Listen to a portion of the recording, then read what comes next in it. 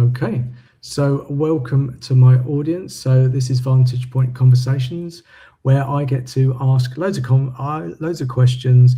I get to dig into topics that I either know about or I know nothing about, open up my mind, and generally get to meet some great people and ask some good questions. So my guest today is Karina. I have no idea how to say your surname, so please help me out. So thank you so much, first of all, for having me over in this interesting space where I think it's clue to kind of have this very genuine conversation over topics that sometimes either get invisible because they're too complex, and sometimes they get overcomplicated because of the wording. So I'm very happy to have a space where we can just naturally talk about things. So my family name is a French family name, so you pronounce it Lagarrigue when you pronounce it in French. Well, Spanish people would say Lagarrigue, and they double R like that. So the most common English pronunciation I've heard is Lagarrigue. So you can go with whatever helps you best to pronounce it. Fantastic.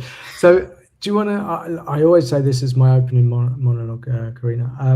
I'd never introduce my guests. Purely, it's not being lazy. I just don't think I would do a very good job of it. So if you just wouldn't mind spending as long as you want, as short time, as long time as you want, just to explain anything about you, highs, lows, any context you think you would like people to know about you, and then we just dive into the conversation from there. Well, thank you for that. Actually, something I always find quite interesting when I go to conferences is that they always initiate those presentations, right, with all the titles, like where you got your degrees and where you went from there and what you're currently doing and things like that. And I actually feel that it puts that wall between me and the people, and it makes actually the conversation even harder, because then they see me like on over all these different layers of bureaucracy, so to say. And I like to say that, especially one question that I find very difficult to answer is, where are you from? And so I like to answer like, well, I'm a human being. And if I have to introduce myself, I always start with that. I'm a human being that happened to be highly mobile during my developmental years. So I happened to experience expatriation and mobility from a very young age. And it has somehow shaped both the way I am as a person, as a mother. I'm a mother of 2 TCKs as well. So TCKs comes for a third quarter kid. And that is kind of the result of developing in these highly mobile environments, and also in this multicultural environment. And we're seeing that it is becoming this much more normal reality. And I was a highly mobile TCK. My children became TCKs themselves because I'm married to a Catalan, and he has this different cultural background, linguistics, and so on. But we happen to be highly mobile during their first developmental years as well. So I'm a mother, and I'm the mother of 2 TCKs that happen to be neurodivergent as well. So I would say I'm this kind of person that has a life that I would say at some point was very fancy and at the same time very misunderstood. And that at this moment is becoming much more normal, like it's something that many of us are experiencing one way or another. Either we are in a multicultural relationship, or we're experiencing mobility due to work opportunities, or we happen to have an international adoptee at home because adaptation, for example, adaptation, is that what you say? Adopting children is becoming more and more something that people are perhaps more open on doing, and the borders and all the bureaucracy behind it has also kind of became more agile. So I am at this kind of perfect intersection of experiencing global mobility myself and having experienced it as a child as well, and having this background in psychology that helps me to understand and to somehow process also many things that I've gone through from a different perspective. And I'm currently actually bringing the challenges to light to different communities. I would say I am, of course, focusing on the mental health providers that I specialize in, and that I do think that my clinical experience as a psychologist supporting multicultural couples and highly mobile individuals has also given me this sense of kind of community, right? This feeling that is not only me and my little particular experience, is like we are the whole community experiences those challenges. And I do think that it's urgent that people start acknowledging them. And of course, those that are perhaps manipulating the most vulnerable parts of some people's stories, which is this psychological support, I think are the one that really need to understand how to approach it. But then it kind of spreads everywhere. I was told the other day that I am that kind of person that is all over the place. And I was like, yeah, because that's what mobility looks like. Like you're everywhere.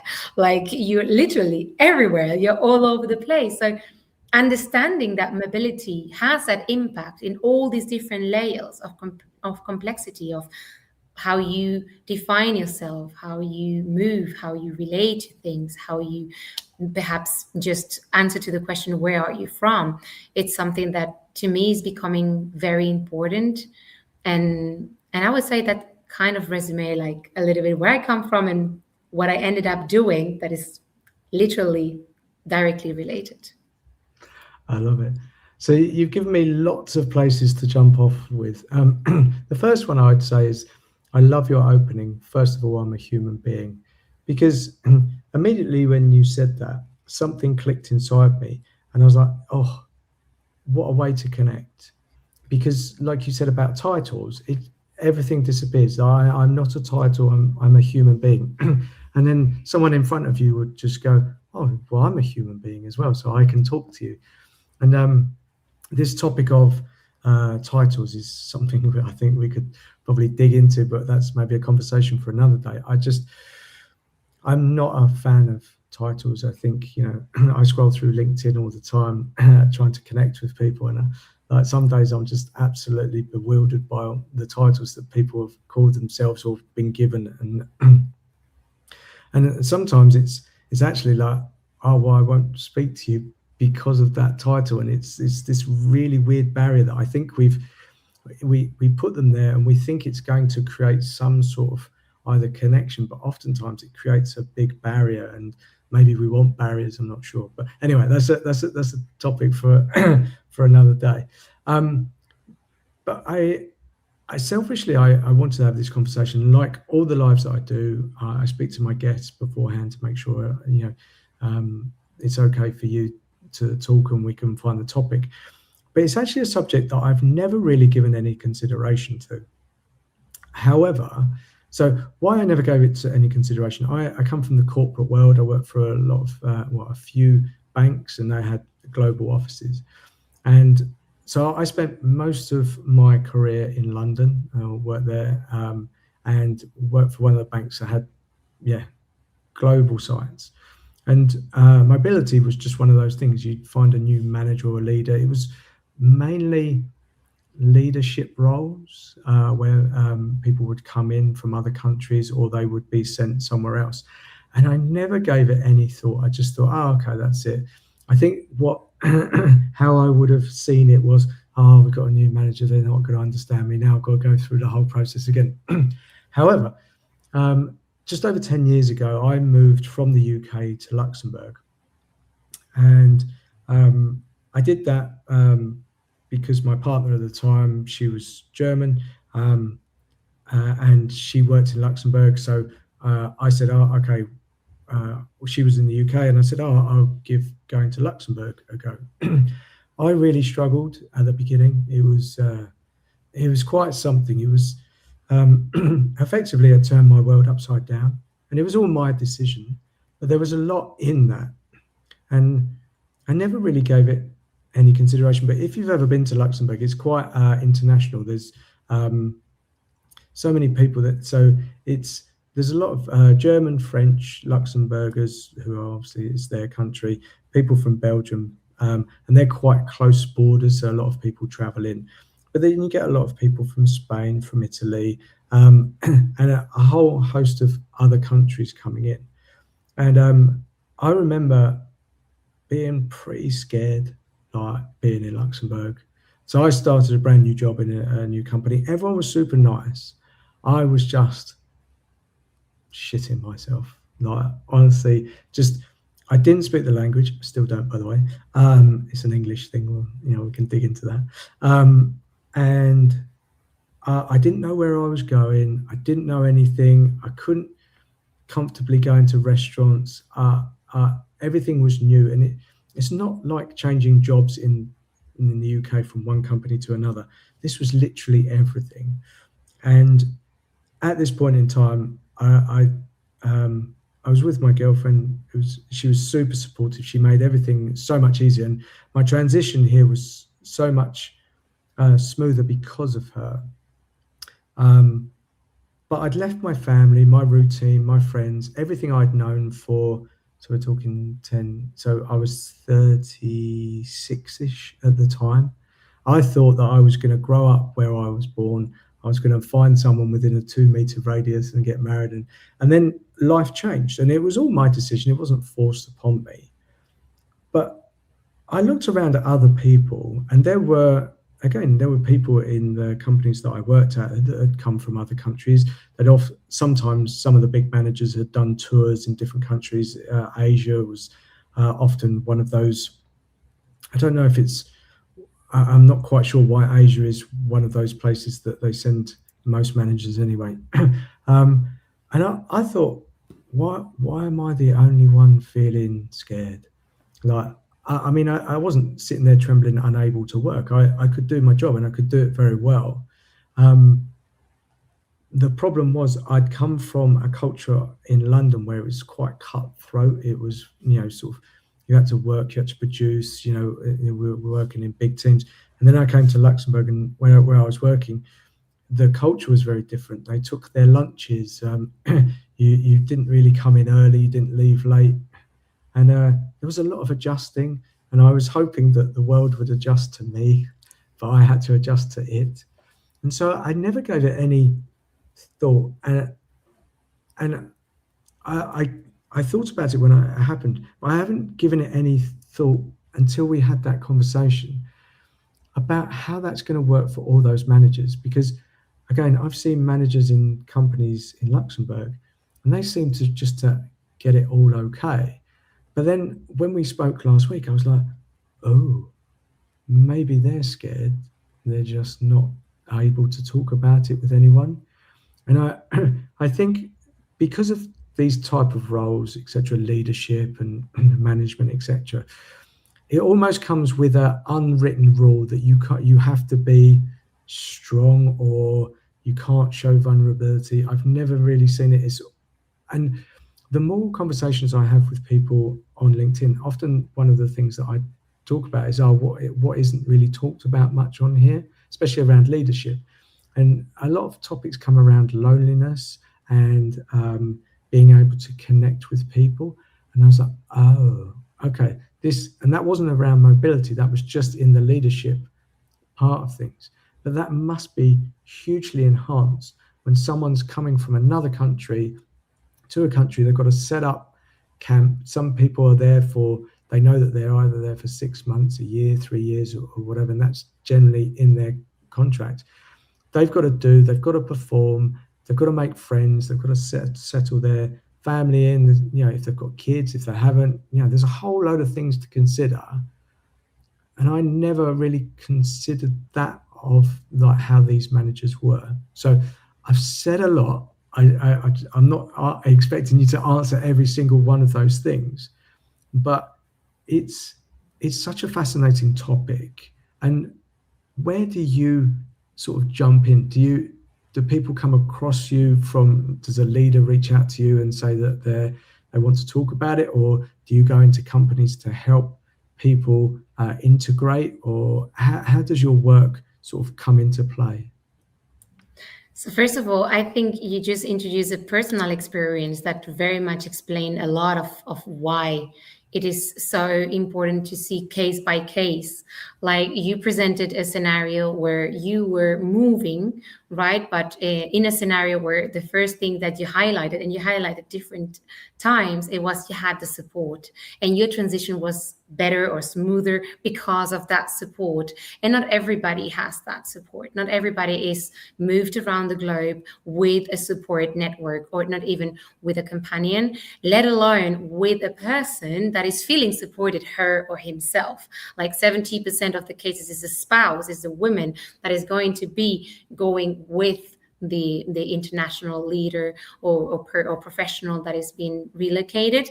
But sometimes it's also the man, and independently on the gender, like there is this lack of awareness on the role of that spouse that is gonna be there supporting the transition, having a huge impact in the adaptation process, and therefore in their performance. So I do think that you pointed out as something that is super invisible still, and is the role of those spouses on those people that are there and that are an important role in the role that has been selected, like the leadership position, the specialist position, you name it, right? Then you said that you didn't speak the language, and that just adds another complexity to this scenario, right? Sometimes we are transferred to a country where we may speak the language, but we may experience a culture shock anyways, like with other things that you were saying, like the culture, how do we do things, how do we handle conflict, how do we lead with pressure, like all these things are going to be changing. But even on the top of that, you add in the layer of not speaking the language, having to find a way to communicate what is going on for you, or so on and so forth. It just adds another layer of complexity. So the situations that I accompany are each of them very different to one another, but they have at the core what we started talking about. They have a human being. They have a human being that is naturally wired to be psychosocial, right? And to be biologically sensitive. So we are going to be impacted by mobility, wanting it or not. Now, you just pointed out something super important, is that the way these mobility, these transitions, these challenges that we're talking about, the lack or not lack of support, the challenge of a new language or not, the change perhaps of industry, because not everybody is just transferred as a specialist. Sometimes you're taking the risk and jumping into a new position and having completely new challenges and completely new roles, right? Like depending on all those variables, your experience is going to be one way or another. And the most importantly is to understand that it's going to impact you, even if it's a tiny, teeny bit. Because something that we've seen with the studies of global mobility is that even what we call domestic relocation has an impact. Because even if you moved from London to, I'm just inventing it here, to Liverpool, even if they both speak English, believe me, I've been living in Liverpool. English in Liverpool is quite different. And their customs and their habits and how they do things will change. So even domestic mobility, and when you take countries as big as Brazil, for instance, the differences and the contrasts are going to be even bigger, because it will even take the length of climate impact. Like the weather is going to be drastically different depending on what part you're living in. So it is super important to understand that we're not immune to mobility. And it doesn't matter how well prepared you are. It doesn't matter how long your title is. And it doesn't matter how long your career has been, how many years you've been in that role. It has impacted you. Actually, what I see is that those leaders that have been in this constant relocation and global mobility have just somehow normalized this survival mode of their brain. And as you were saying before, you were fully functioning. It was not something that you were not able to function or to do your job or to deliver. You are. But the cost that is having on your body as a human being is invisible many times. First of all, to yourself. Like you're not aware. As you were saying before, I never stopped to think about, oh, yeah, I relocated. And I relocated to a country that I don't speak the language. And yeah, I actually had a spouse and she did a good job being there and supporting me. It's just kind of this invisible thing that is happening, that is impacting people, but we are not talking about it. It's just happening, like this is what it is. Like, you are giving birth in a new country. Well, this is what women do, right? Where you're designed to just have a baby. So yeah, sure. So it's going to be the same if you deliver it in Ireland that if you deliver it in South Africa. Well, technically, yes. Emotionally, no. How far am I from my costumes, or from the different relatives that I may have around me to support me, from my, I don't know, day-to-day routines? Like, how different is it going to be if I deliver in South Africa or I deliver in the UK? So it is super important to understand that we have somehow normalized this impact, that it has somehow been even romanticized. Like, we're so lucky to just travel the world and have all these amazing experiences and challenges and so on. But we haven't really stopped to talk about these costs that is having, and that we are seeing, because we talk about burnout, we talk about depression, we talk about anxiety. We have thousands of research proving that expatriation puts at risk of depression and anxiety disorders. We have research that shows how expatriated couples have a higher risk of ending up in divorce, but we don't talk about it. We just don't. Why do we not talk about it? Because it's better not to talk about it, or we're just not shining a light on it? What would you say the reason is? You were saying something very important before too. It is shameful to talk about the challenges, because I am in this leadership position that is expected to have it all, to have all the answers, to know how to deal with things, because we've got the title, we've got the career, we've got the experiences, right? And if you look at it from this society perspective, they actually see these huge houses that they're moved into, and the ticket that is paid for, and the insurance that they have. So how come do they struggle? Yeah. What we see actually with the research that I have been doing is that this precise feeling of having to have it all, having to know how, having to manage things, just kind of pushes the time when they actually seek for help and support. So actually, a person that is not relocated and experience a challenge that could be related or not to global mobility, such as, I don't know, my colleague just relocated and I am feeling the pain of having to readjust to his absence. That person that has not relocated will seek support before the person that actually relocated, especially if it has a highly mobile career, which seems crazy. It's like, but this person needs it much more because they are living it on a very regular basis and they're being impacted. But it comes together with this belief that if I'm doing this, it's because I can do it. Otherwise, I wouldn't be selected. Otherwise, I would not have been given the role. Otherwise, I would not have this incredible career. This is what they tell themselves. And this is what they listen from their society as well. Oh, come on. You're here for a reason. We chose you because you have these and that and that and that quality, because you know how to do these and that and that and that. And without really realizing it or doing it on purpose, they're just suppressing the impact that it's having. They're just living it for later, living it for when it can't hold anymore, and just burst into burnout, depression, coping strategies such as the consume of drugs, alcohol, or even worse, cheating on your wife and ending up with a divorce.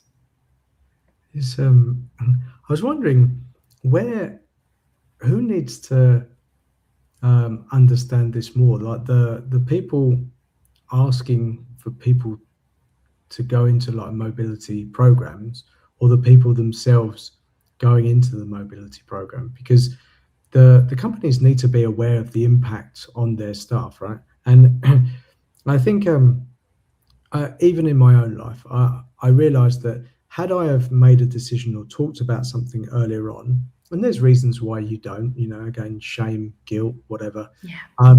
The problem becomes more and more and more. And often you think you're going to solve it in your head, but you don't. Now, from a company's perspective, surely the incentive would be that I need to make sure that this person is 100%, not 100%, you can never guarantee that, but really comfortable. If they need something, then they are fully supported. And that's not that, okay, yeah, all their stationery is there, all their business cards are there. That's admin. It's about their, I want to say, psychological safety, the ability to talk to someone, and so much more than that. And if they don't, there's a bigger impact, because that person, yes, might be doing a great job anyway, but maybe they could do an even better job if they weren't holding on to these feelings. Maybe they're, if they got to express it, maybe they could be more creative, but they're going, right, okay, I need to keep everything contained, so I'm not going to think anything. I'm going to create as much safety in my own world, so I'm not going to, and I don't like the word risks, because we misunderstand risks, as in we don't take any risk, but there's a risk of not doing things as well. Yes. And so I think companies would need to maybe understand that what they're actually asking for people, be sensitive to what people's needs are. And it's not been my world in terms of, I've never moved in terms of a company mobility scheme or anything like that. But my general impression, and you can help me on this, but my general impression is that once you're in the system, you're pretty much owned. You're like, okay, now you're moving like 3 years, you're going to go here, you're going to go here. You don't have a lot of choice even over your destination. And if you do, you get a choice of like 1 or 2 places that you can go to. But it's like you're in this big whirlwind for however long. And I don't quite understand, and that's just my outside perspective. It just feels like, right, okay, you're owned by the company. And when people say this work-life balance, and this is one of the sort of questions I'd like to talk about, because when I worked in the UK, I went to work and I came home. Everything around me was designed for me. When you move, you have to recreate all of that anyway. And oftentimes in the mobility positions that I've seen, a lot is asked of those people to go and entertain, to go to external functions, etc. I don't know if it just comes as part of that job. I'm not quite sure. And so you're like, well, hang on, you're there, and then you're caught in this work, and it's all, I want to say, it's like you're selling your soul. And I am positive that a lot of people get a lot of great things from this mobility. It's not all downside. They get to travel the world, see different things, maybe land in a country that's more aligned to them, or there's other side. But just to focus on this side of things, it feels that you give up more than just your work life. You give up a good amount of your personal life. Is that accurate, or am I just seeing something from my solo view of the world? Well, I do think that you addressed two very important things. First, you were asking me, is it something that should be intervened individually, like on the person? Should we prepare the person? Should we kind of warn the person or something? Or should we actually intervene on the company and have them being more prepared and more equipped to? And I do think that the two things are equally important. Like, first of all, what you're saying about this feeling of kind of selling your soul or being owned by the company is something that we call this invisible loyalty. And that sometimes, especially when we come from backgrounds that we're highly mobile before that, like I'm a highly mobile TCK myself. So I was highly mobile as a child during my developmental years. And somehow mobility just became part of my lifestyle, as you were saying, right? We just get used to it. And this is something that we do. This is what we do. We move, and we adapt with it, right? It's kind of, we don't really necessarily stop to think, is it something that I want to do, or this is what is coming? So this has always been that way. So I go with the flow, right? And it has its positive things. Like, we become very adaptable in many possible ways that you can imagine. And we develop great coping strategies, and we learn languages and all this, the positive things that were mentioning. But at the same time, there is this core idea that you were saying, this losing the sense of self that comes at a very high price if you're not aware of it. But what the good thing here, the good news, people, is that you can do something about it. Is that there is a way to actually identify what are those core values, what are those core things that are going to define you no matter where you go, no matter what you do. And that then will help you, as we were saying, to personally choose what's next and how you're going to do what's next, rather than just going with the flow and adapting and adjusting and just saying, yes, well, this is what it is, and then just oppressing and kind of keeping quiet parts of yourself that are not enjoying. And I think for the longest time, this is exactly what has somehow slowed down, first of all, the personal experiences, just as I was saying before. If they take longer to seek the support that they need, to express their needs and so on and so forth, it just takes longer for the companies to do something as well. Because it's like, well, you seemed fine and you didn't start complaining until, I don't know, year number 15. So had I known, maybe I would have done something earlier, but you started complaining year 15. I don't know, relocation number 65. So it seemed like you had it. Maybe just, and then it's very easy to just move to other external variables. Or maybe you're just tired, it's like, no. It has a price from the very early years. Like we're studying the impact that it has on infants. So it has an impact on very early years. So it is just a matter of really fully giving in the space, as you were saying, the psychologically safe space to talk about it, to openly feel allowed to express what is going on without feeling shamed, without feeling guilty, without feeling inappropriate. Like having that space to properly talk about it is the first essential thing. And of course, it has to do with the company. Like the company has to have this sensitivity to honestly kind of create this space where the impact of mobility can be discussed, and the individual mechanism that need to be put in place can be expressed and verbalized. Because again, it comes down to the individual, and it's never going to be the same for one or the other. But there's certain things that are core to everyone, and it comes down to these human needs. We have the need for human connection. And you were talking about these exigence, right? To just rebuild your network. Well, the truth is that, and this is coming back to these different experiences that comes with those that are somehow relocated into a bubble, into a professional bubble, where everything is somehow limited and expressed and defined from the start.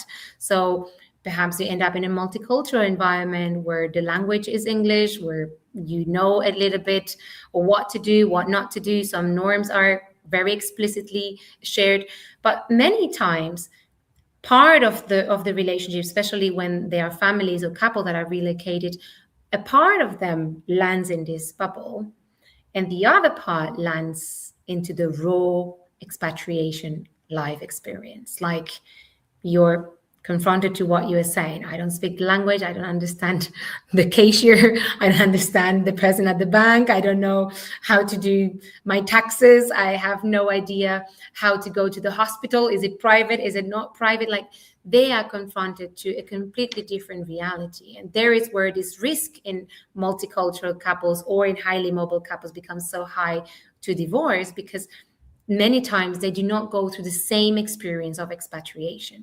Like they land in a completely different reality. And this is something companies can do something about. Like they can definitely help the transition of the spouses when they are being relocated as a unit. They can definitely help to create the bridge between the reality that the leader is experiencing at work and the reality the family is experiencing in that same location. Because many times there is this double role of leadership that happens in families, which is the leadership that has the leadership position in the company, and then the leader of the household, the one that has all the information and makes all the big decisions that has to do with the family, that has to do with teachers' meetings, with exams, with returning back home for the holidays, with how do we move around, how do we hire a person to help us at home, like anything that has to do with the household. And that creates a lot of tension as well. So my work actually is precisely to bring awareness of that mobility, how much is impacting leadership, no matter what leadership we're talking about. You can talk about household leadership, you can talk about professional leadership in a company. What we're talking about here is that when you are relocated, when you are forced to adapt and to have to just deal with new multicultural challenges, you're going to be impacted at the core of who you are, and you're going to be impacted in your relationships, in how you relate to other people necessarily. And your intimate relationships are going to be the first one that are going to notice it. But little by little, and this is where come back to what you were saying before, it will end up impacting in your performance. Because there is something that doesn't escape anyone. Like when a person is having a real, intense personal situation, there everybody knows it. Then everybody notices it. It impacts in their capacity of empathy, it impacts their communication skills, and it ends up impacting their results as well. So why don't we go back to the essential?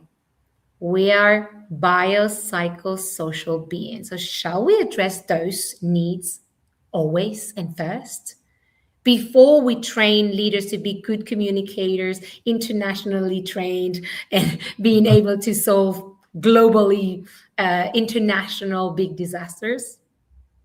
Yeah, you said something very powerful there, because the focus is on what the company can get out of these people. Okay, now you're going to be presenting on stage or entertaining and giving the company message, etc. But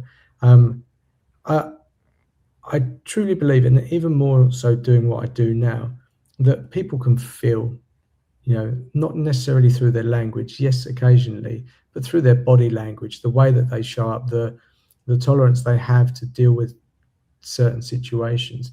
And that does show up a lot. I remember this one manager, he came into this company that I was working at, and man, he felt like he was schizophrenic, because you didn't know what type of person you were getting. You would walk in, and he would beat you up, give you like not a physical slap around the face. He'd just say, "Well, you haven't been doing whatever," without really getting involved. And then he'd turn around and apologize, but then go, "Oh yeah, well, I'm doing this because of this." And you go, "Oh, okay." And then within the next breath, he'd beat you up again. And it was just like, oh, what's this? And at first, I took that on me. I was like, okay, I'm going to stay away from this guy. I never actually went and spoke to him and said, "Is everything okay?" Also, I think he had created a barrier. He had a door on his office. Not all barriers are physical. I think he was very good at putting up a lot of walls and stuff like that. And I think if I'd have spent a bit more time, maybe I would have reached out to him. But I took it on what the impact was to me. I wasn't asking what the impact must have been on him and stuff like that.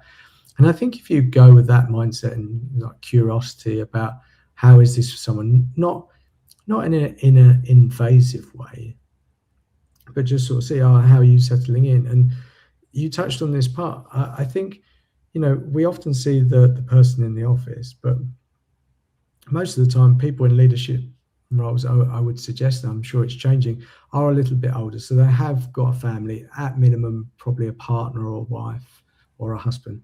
So the person at home is so important, and that they both need to support each other. That's generally how things are anyway. And then, I know it's, I've seen mobility programs before where they go, "Oh yeah, we'll give you 2 weeks. We'll introduce you to, like, this is your building. This is the committee there. You can go and see, yeah, these are the local shops. And yeah, this is a group that meets every Thursday." You go, and from the outside, that you go, "Oh, that's great. That has nothing to do with you. That's just a tick the box exercise to say, oh, we've done a very good job." And with all of these things, and what I loved about one of the first things that you said, every situation is different. So I find that every person is different. Yes, we can put people into loose categories, but we shouldn't use those categories to define people. We can kind of go, "Oh, and I don't really necessarily like labels, but it's easy for people to understand. If you say, oh, it's quite introverted or quite extroverted, you go, oh, okay. But that doesn't mean that's that person, they won't talk to anyone. It's just this, you need to be aware, okay, they might need to be around more people that they feel comfortable with. It might be something to do with that. And what helped me when I moved, so it's quite silly. I put it down to a few reasons, but I used to work in London. I had around about an hour's commute when I was in England, and on my commute home, I'd have a short walk and then a train journey, and that journey allowed me to decompress whatever and change my mind. So when I got home, I was almost like a different person. When I moved to Luxembourg, my commute time was 10 minutes. By the time I'd got in my car, I was back home, and I hadn't dealt with all that stuff. And at the time, I'd come home and I was frustrated with the work, like it wasn't working. Partly, I believe the job that I was explained that it was going to be, they didn't really want that. They said that they wanted someone to create this role, make the team a bit more dynamic. But when I got there, they didn't want that. They just wanted a bum on a seat. They weren't open to ideas and stuff like that. So I felt a bit frustrated. And I couldn't find solutions for anything. I was very narrow in my thinking. I was like,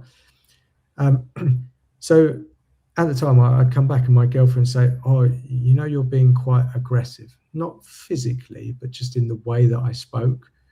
And I'm not like that in nature. I do get angry. I've got 2 kids, so anger's my second emotion right now. But she sort of said, oh, maybe you should go and see someone about it. And at first I was like, oh, I was really sensitive about the whole thing anyway. And I was like, oh, okay. And because she'd said this, and it felt quite out of character for me to be like aggressive. And also I knew that I hadn't processed it. I sought therapy, and I ended up finding a great therapist. We did cognitive behavioral therapy. The best thing I've ever done in my life.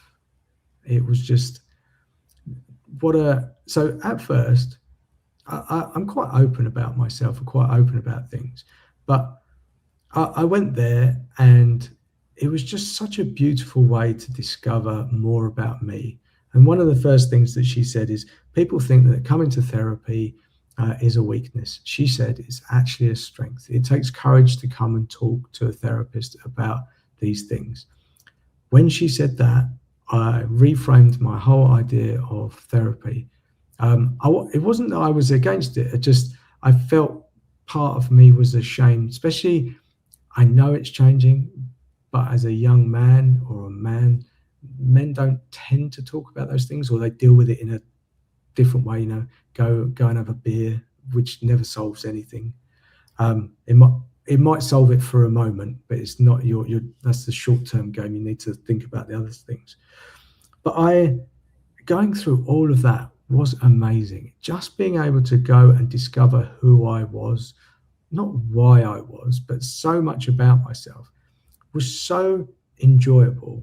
It was like, okay. And it didn't give me excuses for things. It just gave me some distance to understand, and gave myself some, not appreciation, but validation. Oh, look, you have changed everything. Yes, it is normal that you might feel these things. Yep, that work isn't okay. But it wasn't just that. It allowed me to see patterns in my behavior previous to that.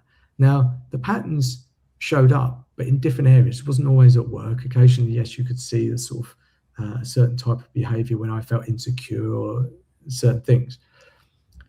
But being able to speak to someone, just let it all go, was amazing for myself.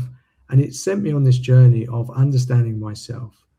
And when you understand yourself, you have a lot more understanding of other people. That doesn't mean you know them, but you can see certain things showing up.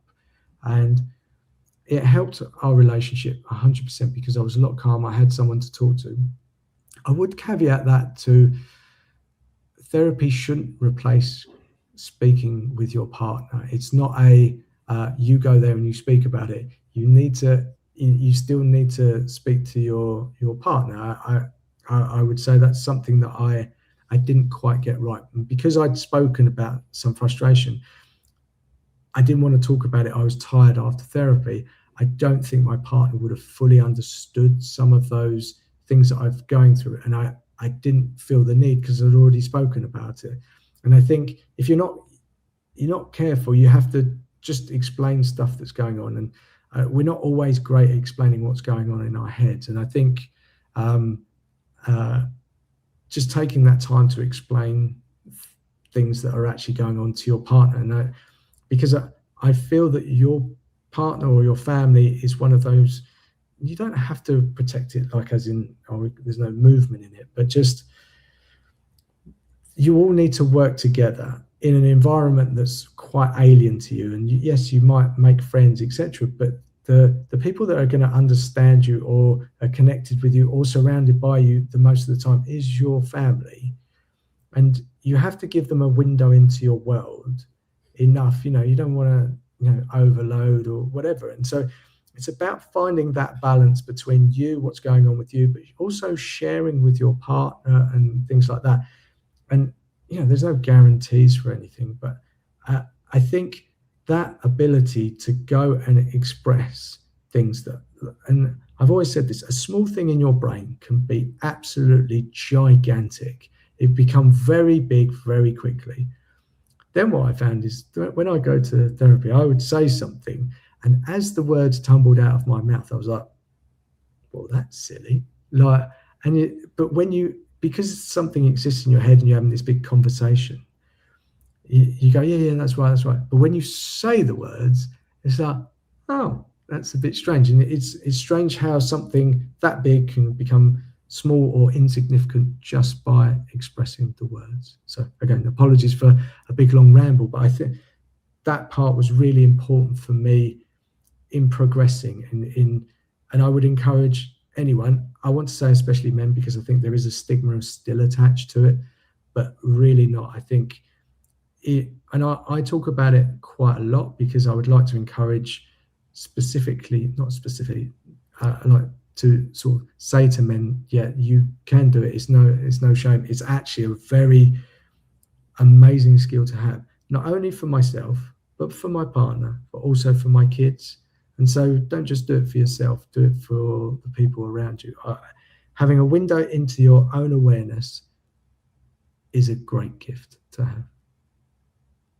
I agree. And I do think that it is shifting. And I think probably what scares people the most is a word therapy, is that idea that you have to dig deep in and go through all these different life experiences. I think there's still this idea of therapy being you have to go and relive every traumatic experience that you went through as a kid, or when actually something that I like to compare it to, especially because I work with high performance leaders, right, is that if you look or you think about any professional sport athlete and you look at them and their performance, they have a coach behind it.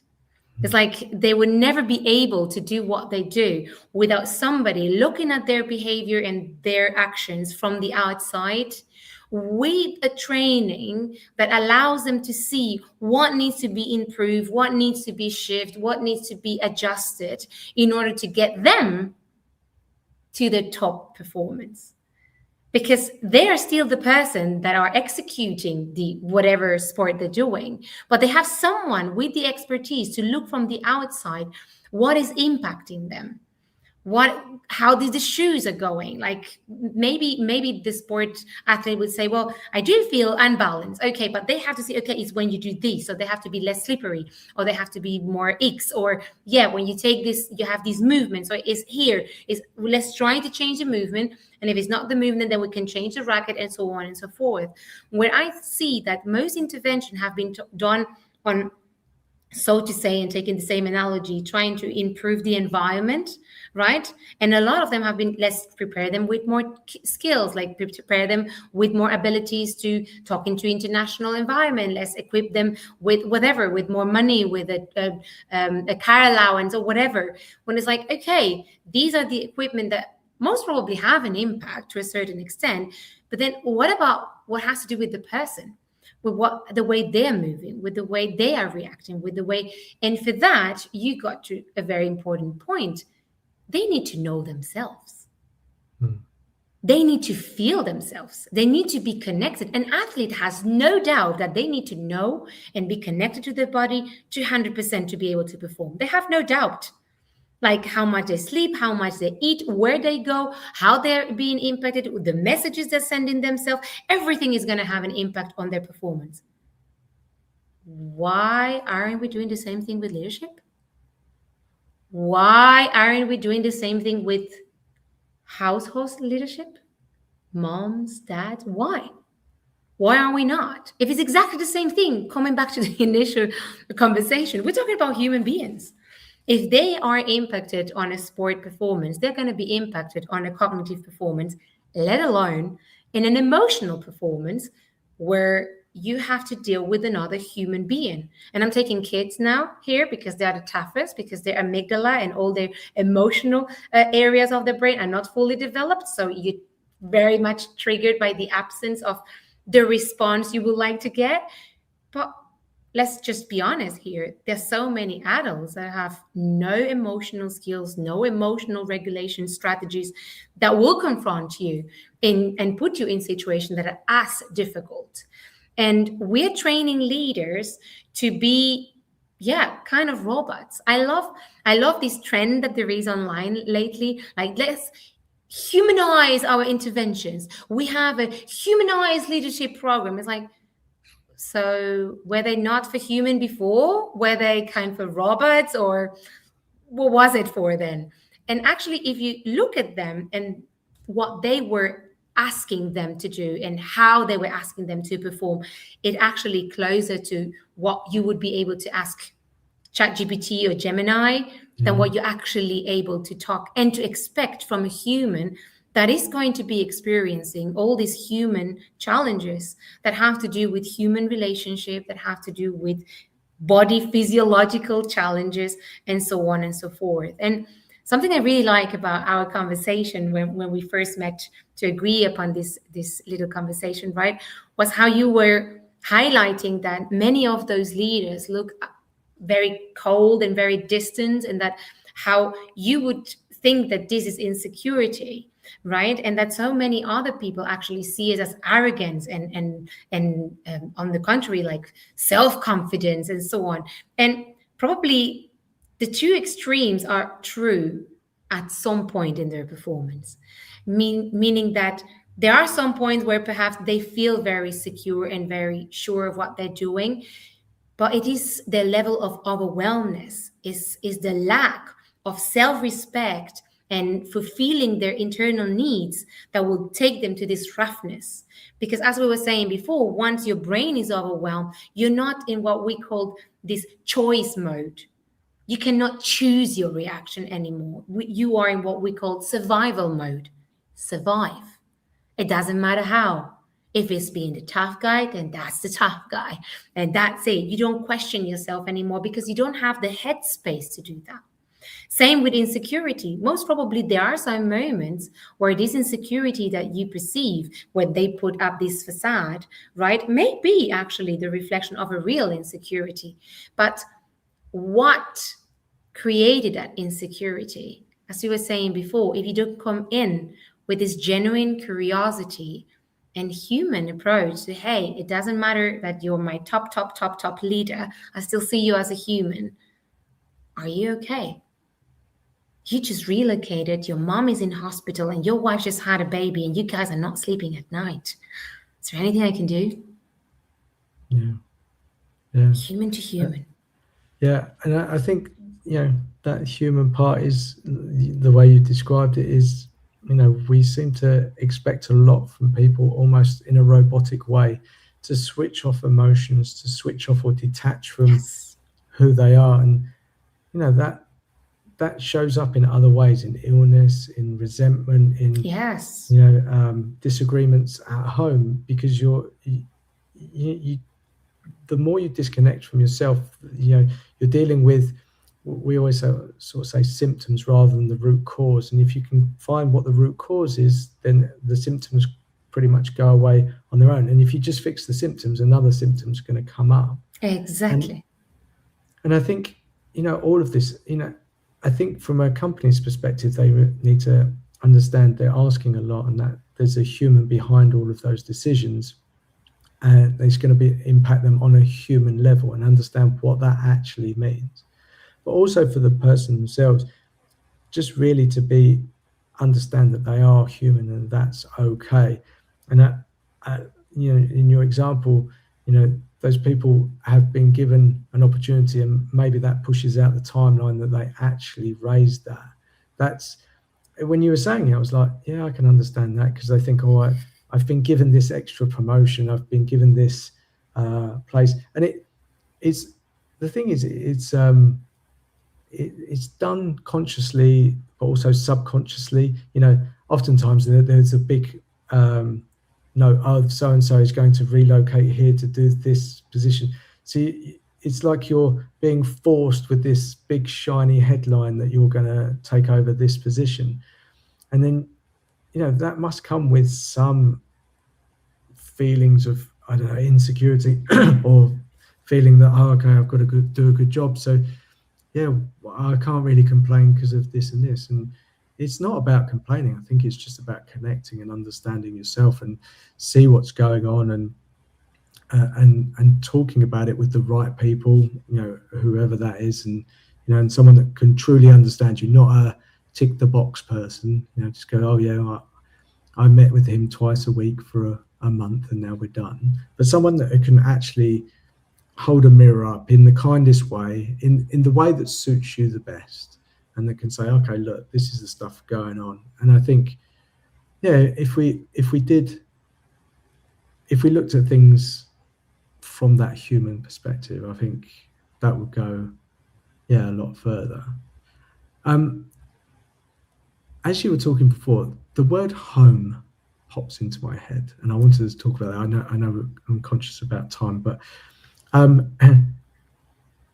home must be one of those weird subjects. So again, I'll just bring my own experience. Even when I moved to Luxembourg, home was England for me. And then it started shifting. So I got married, we had kids, and then you're like, okay, so Luxembourg's home, or is England home?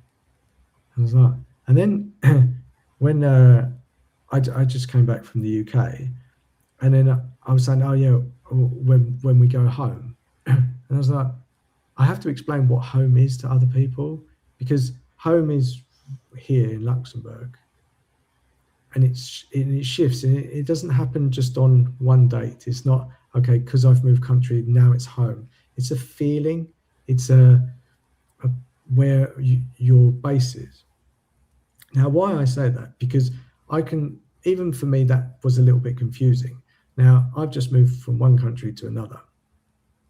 With someone that is constantly moving, as in every couple of years, etc., what does home mean to them? So home is an experience. It is not a geographical location anymore. And it is a feeling that you actually learn how to identify. Again, when you're connected to who you are, you're connected to your needs, you're connected to your feelings. And far too often, many people that are experiencing all this constant relocation are unconsciously switching off their internal connection and their feelings as a survival coping strategy. It's like, if the emotion is overwhelming, better just suppress it, and then I just be able to keep moving on, right? And when we do the work of reconnecting precisely with these inner feelings and with how you experience things, you realize that global mobility brings with you this ability to connect with experiences rather than with places necessarily. And before, you were just raising something that is super interesting, and is that global mobility has this opportunity for you to experience your life in different geographical location, and to see what each geographical location gives you that makes you feel at home. What experience makes you feel at home? Like for me, the water of a river flowing, that makes me feel at home. And that river can be in any geographical location, but this is something that makes me feel at home. Is it because I was born next to a river? Is it because I have lived in the mountains for a while? I don't know. But what I know is that this hits home for me. This really makes me feel at home. And whatever I'm next to a river, there is this sense of peace. But again, we're talking about a feeling. You want to go back home. So if the experience of going back home for you, it is what happens when you're geographically relocated. If we worked on what does it activate when you are physically relocated, what happens in that new geographical location, many times it has to do with a sense of calmness, with a sense of non-alert, with a sense of belonging. And this is why it is so important to make people identify what makes them feel at home, what makes them feel that they belong, what makes them feel that sense of calmness. But you'll be surprised how hard it is to start working with those leaders that don't even know how to identify that feeling, because it's been so long that they had ever experienced this calmness, this connecting with themselves, that the first question when you present it like that is like, I don't know, like calm is when I shut my eyes and the phone is off and I have no meetings. And I was like, yeah, well, it might be something else. Like let's try to find that feeling, and let's try to find what makes you feel that way, so that you can take it, you can transport it with you wherever you go, so that you can go there whenever you need to go back home. Because there are different ways of hitting home, of having that sense of belonging. And when we talk about work, because we're here talking about leadership, specifically at the work position, right? It is incredible to say it that way, but we spend 80% of our life at work. The percentage is crazy. We spend a lot of part of our life at work. So if we could just try to make it that space where we feel at home, where we feel safe, where we feel calm, where we feel free to express our needs, where we feel fulfilled and supported, well, that would have a huge impact on our performance and on what human will be able to do. Because what we know from neuroscience is that when your brain is in this calm mode, in this completely accessible to every single part of your brain mode, well, your ability and your capability just multiplies. Because you're not fighting any big, terrible lion. It's that you are honestly and 100% just connected to all your potential. So I truly believe that it would be very important to consider that if we want to have innovative and creative, and most importantly, sustainable leadership positions, we need to hit the core, which is their own well-being, which is understanding what are their needs, hit whatever they need to be at their full potential. Because when we support that, that's the investment for the sustainable leadership, empathic, communicative, assertive leader that we are training with the wrong tools, approaching it from the completely wrong angle from my perspective. Yeah, I love that, because it comes back to the person and what they Yes. need. And I was thinking even about my job. So I've created my world very much as I wanted it, and it's my own company, it's my own business, but it allows me the freedom and flexibility to move, to take a laptop and be anywhere, to pick up my kids when I need to. If they're sick, I'm free, I can change things around. And with that comes this amazing amount of freedom and creativity. Sometimes I lose it because I get caught in the day-to-day, but at any point I can go, okay, and I can take myself off, or especially in the summer, I can go and sit out here. I've got a lovely terrace that overlooks fields, and just doing that changes something. And I've often said this, we, especially as sort of solopreneurs and stuff like that, people building their own businesses, there's a ton of people out there that will help you build something that tell you how to build a business, and you've got to post like 7 days a week or whatever, and that's fine, but you can get caught in that. If you can go and just go for a walk or go and do something, find your space where you can have calm, then basically, you might come back and go, oh, well, it's not 5. I need to go over here and do something else, some other way of doing something. So it actually it has a bigger impact if you can create it. But from a bit, I was thinking when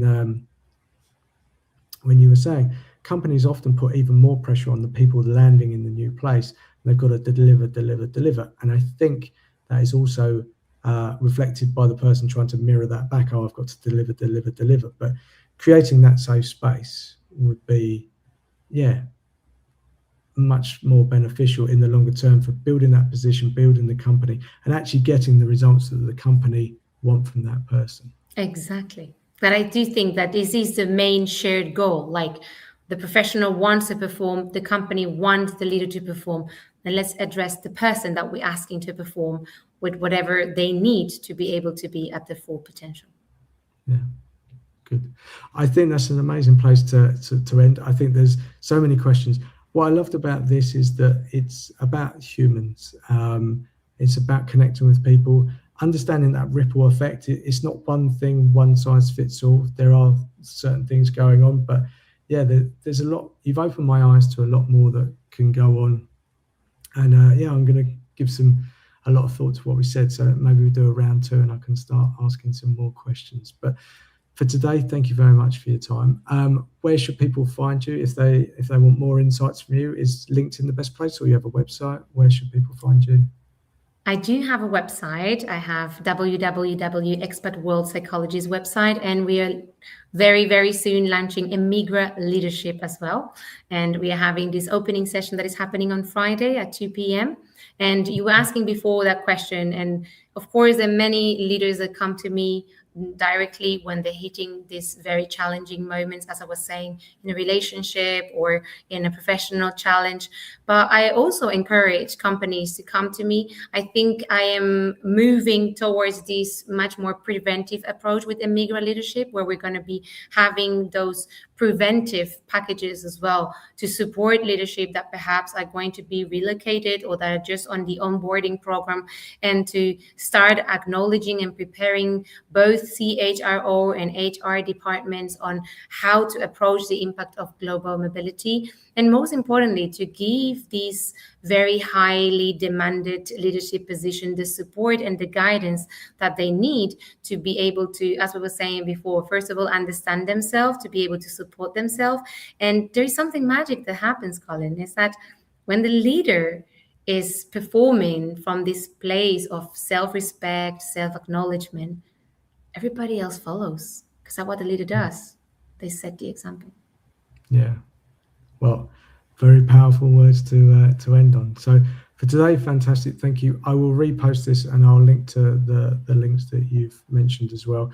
I actually invited a lot of people from HR, so hopefully people from HR were paying attention, and because I thought it wasn't just aimed at founders and CEOs, it was aimed at the people in HR that can have an appreciation for the things that we're talking about today. But for today, fantastic. You've opened up my world. I've got questions I'm going to go and ponder, and we'll be in contact again.